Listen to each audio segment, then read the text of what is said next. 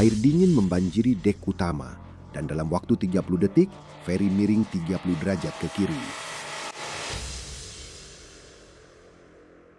Pada akhir tahun 1970-an, Townsend Thoresen memesan desain dan pembangunan 3 feri baru yang identik untuk rute Dover ke Calais dan menerima penyerahan kapal tersebut pada tahun 1980.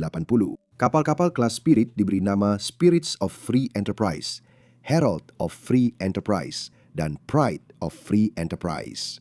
Herald of Free Enterprise mulai beroperasi pada tanggal 29 Mei 1980.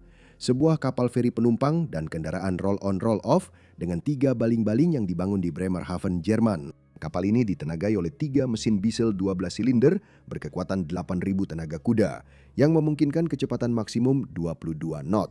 Untuk tetap bersaing dengan operator feri lain di rute tersebut, Townsend Thoresen memesan desain Herald agar dapat melakukan proses muat dan bongkar dengan cepat serta akselerasi yang cepat. Herald memiliki 8 dek yang diberi label A hingga H dari atas ke bawah, dengan dek D, E, dan G berfungsi sebagai dek kendaraan. Dek E adalah dek kendaraan atas, diakses melalui pintu kedap cuaca di haluan dan portal terbuka di buritan. Dek G adalah dek kendaraan utama dengan pintu kedap air di haluan dan buritan. Kapal ini memiliki pintu haluan model kerang dengan 2 panel yang terbuka ke samping. Alih-alih pintu visor yang terangkat ke atas, pintu kerang ini berada di bawah haluan sehingga menyulitkan seseorang di anjungan untuk melihat apakah pintu tersebut terbuka atau tertutup.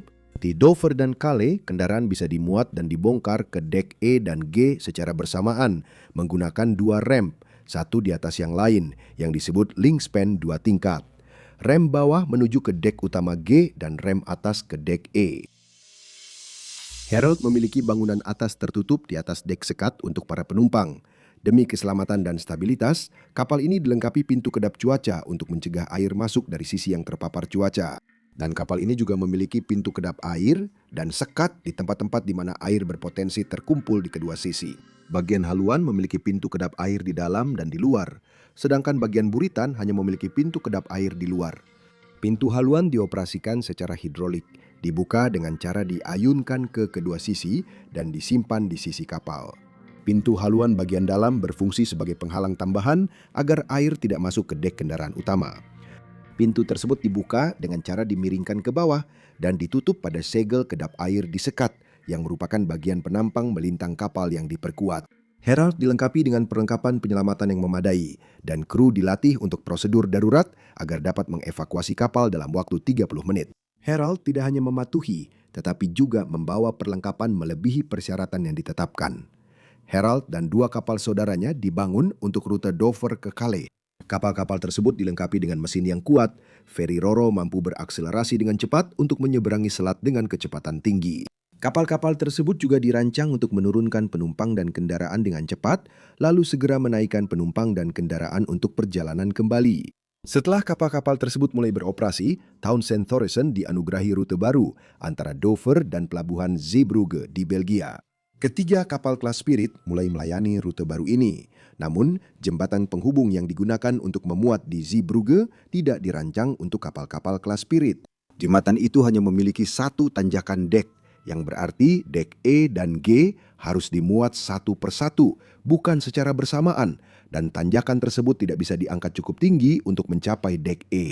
Jadi kapal harus mengisi balas untuk menurunkan haluan ke dalam air, menenggelamkan kapal cukup dalam agar tanjakan bisa mencapai dek E. Karena kapal hanya bisa memuat 1 dek dalam satu waktu, hanya 2 perwira dek yang ditugaskan untuk proses muat dan bongkar dibandingkan dengan 3 perwira di Calais atau Dover, sehingga tugas perwira dek di Zeebrugge diatur berbeda dari tugas mereka di Calais. Pada rute Dover ke Calais, kapal-kapal diawaki oleh 4 perwira, seorang nakoda, 2 mualim 1, dan seorang mualim 2. Namun untuk rute Dover ke Zeebrugge, hanya 3 perwira yang dipekerjakan, seorang nakoda, 1 mualim 1, dan seorang mualim 2. Ketika De Herald mulai melayani rute Zeebrugge, jumlah total perwira dek yang dibagi dalam 5 rotasi shift dikurangi dari 15 menjadi 10 perwira. 5 kru tambahan tersebut diberikan posisi di tempat lain di armada. Ketika De Herald kembali ke layanan Calais, alih-alih 5 perwira tambahan aslinya kembali ke kapal, perwira dari kapal yang sedang dalam perawatan justru ditugaskan ke De Herald.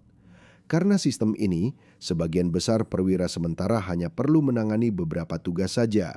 Kekhawatiran utama mereka adalah memuat kapal dan berlayar dengan aman antara Dover dan Calais. Mereka menjadi kurang terlibat dalam memeriksa peralatan atau mengatur kapal karena itu bukan bagian dari tugas mereka, yang berarti perawatan, pemeriksaan keselamatan, pelatihan kru, dan kelancaran operasional kapal semuanya menjadi terabaikan.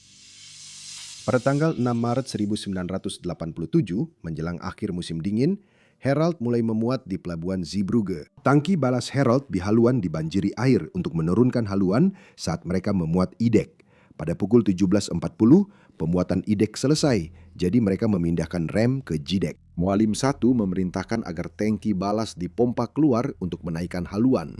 Akan memakan waktu lebih dari 1 jam untuk memompa air keluar dan mengembalikan kapal ke trim normalnya. Perjalanan Jumat malam dari Zeebrugge ke Dover cukup penuh.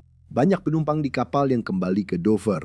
Jumlah total penumpang adalah 459 orang dengan 80 anggota kru. Jumlah total orang adalah 539 orang yang tercantum dalam manifest kapal. Ada 81 mobil, 3 bus, dan 47 truk kargo. Herald memiliki izin untuk membawa total 630 orang termasuk kru. Jadi manifest penumpang masih dalam batas kapasitas kapal. Namun kapal sedikit kelebihan beban berat jika Anda menjumlahkan bahan bakar, air, penumpang dan kru, ditambah berat mobil, truk, dan bus. Kelebihan muatan seperti ini cukup umum terjadi dan kapten bahkan memberitahu manajemen di darat bahwa mereka kelebihan muatan. Petugas terakhir di dek seharusnya adalah asisten kepala kelasi Mark Stanley dan menjadi tanggung jawabnya untuk menutup pintu haluan sebelum tali tambat dilepas. Namun Stanley tidak berada di dek. Dia pergi ke kabinnya untuk istirahat sebentar setelah mengosongkan dek kendaraan saat mereka tiba. Ketika panggilan stasiun pelabuhan dibunyikan dan tali tambat kapal dilepas, Stanley masih tertidur di kabinnya. Mualim 1, Leslie Sabel, seharusnya tetap berada di dek untuk memastikan pintu haluan tertutup atau digantikan oleh Stanley, mana saja yang terjadi lebih dulu. Namun dia harus menuju ke stasiun pelabuhannya di Anjungan. Jadi dia meninggalkan dek J dengan pintu haluan masih terbuka. Dia yakin bahwa asisten kepala kelasi akan segera kembali dari kabinnya. Terence Eiling, kepala kelasi, adalah orang terakhir di dek. Tapi itu bukan tanggung jawabnya untuk menutup pintu-pintu tersebut. Dan dia tidak tahu bahwa Mualim 1 sudah pergi atau bahwa asisten kepala kelasi sedang tidak bertugas. Di ruang kemudi, Kapten David Lowry, nakoda Herald of Free Enterprise, mengira pintu-pintu itu sudah tertutup. Dari posisinya di Anjungan, dia tidak bisa melihat pintu-pintu itu. Tidak ada lampu indikator di ruang kemudi untuk memberitahunya jika ada masalah, dan Mualim 1 Sabel seharusnya memperingatkannya jika ada masalah dengan pintu-pintu itu. Tapi Sabel tidak mengatakan apa-apa. Kru The Herald berada di bawah tekanan untuk segera berangkat. Mereka sudah terlambat 5 menit dari jadwal karena proses pemuatan yang lebih lama di Zeebrugge dan ada tekanan untuk menyiapkan kapal untuk berangkat lagi dengan cepat. Perusahaan mengirimkan memo kepada asisten manajer tertanggal 18 Agustus 1986 yang berbunyi, "Setiap upaya harus dilakukan agar kapal berlayar 15 menit lebih awal. Mulai sekarang saya ingin membaca bahwa kapal berangkat 15 menit lebih awal." Beri tekanan pada perwira pertama. Jika Anda merasa dia tidak bergerak cukup cepat, mari kita perjelas. Berlayar terlambat dari Zeebrugge tidak bisa diterima. Bagi kita, itu 15 menit lebih awal. Setelah menyelesaikan operasi pemuatan di Zeebrugge, Herald memulai prosedur keberangkatannya. Kapal mulai bergerak menjauh dari dermaga nomor 12 pada pukul 18:05 menit.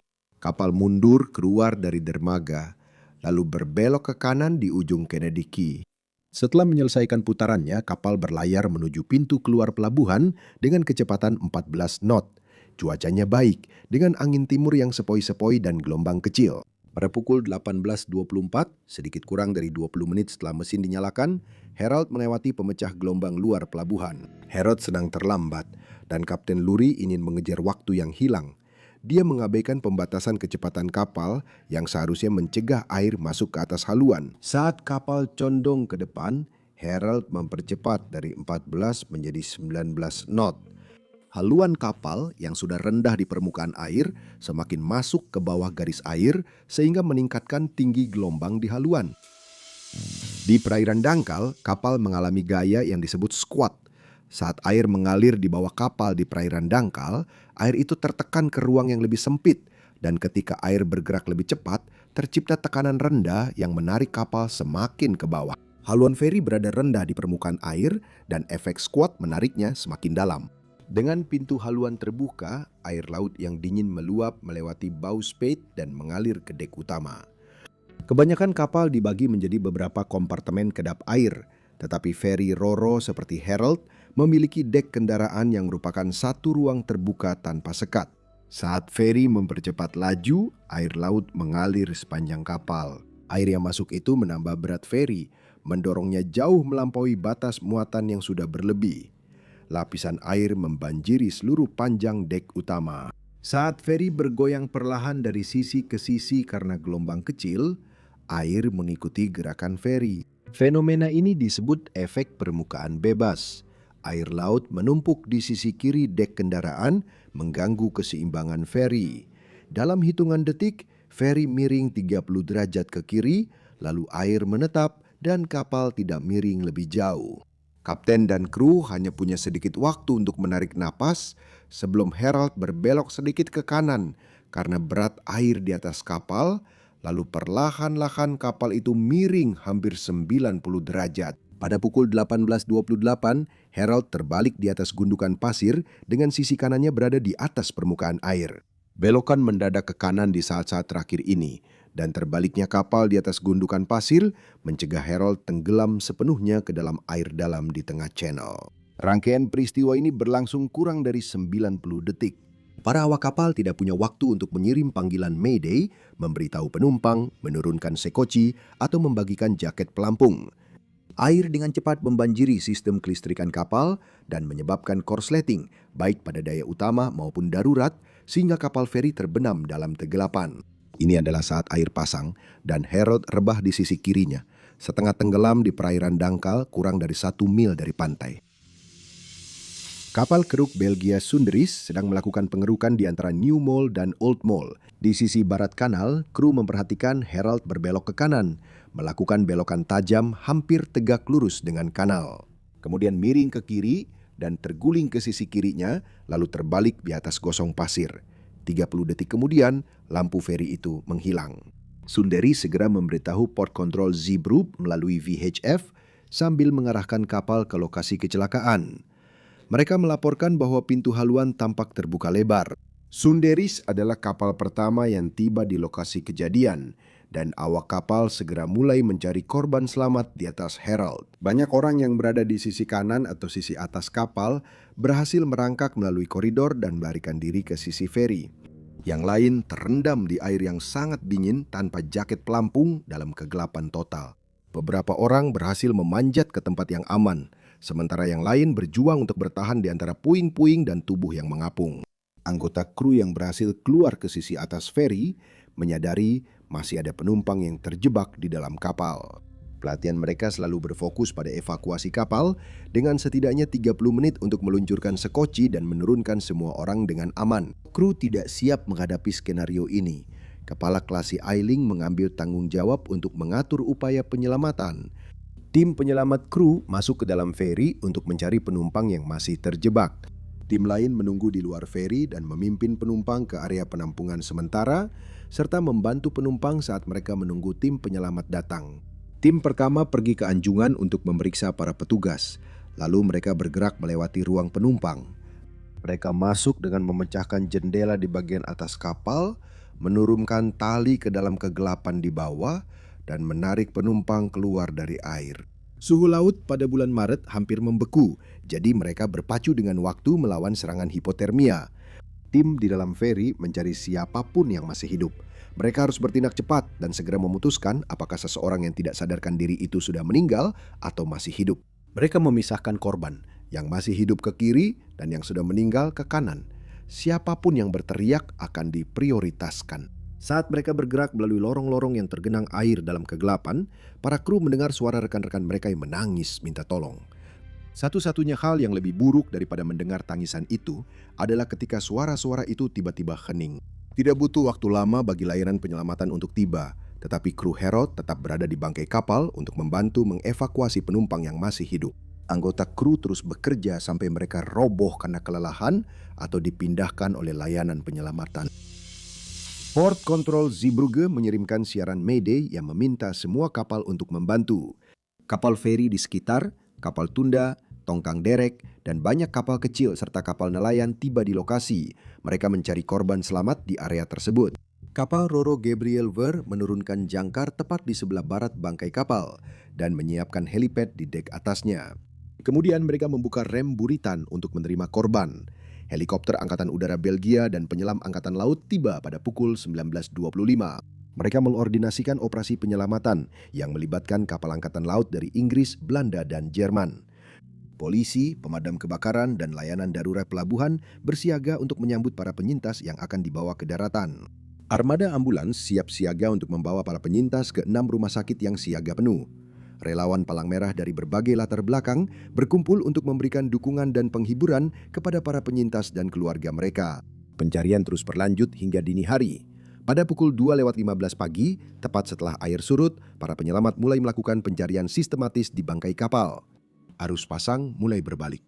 Pada pukul 2:45 pagi, air pasang yang naik dengan cepat memaksa tim penyelamat untuk menghentikan pencarian dan melanjutkannya saat siang hari ketika air mulai surut. Sebagian besar korban yang masih terjebak di dalam kapal meninggal karena hipotermia di air yang hampir membeku.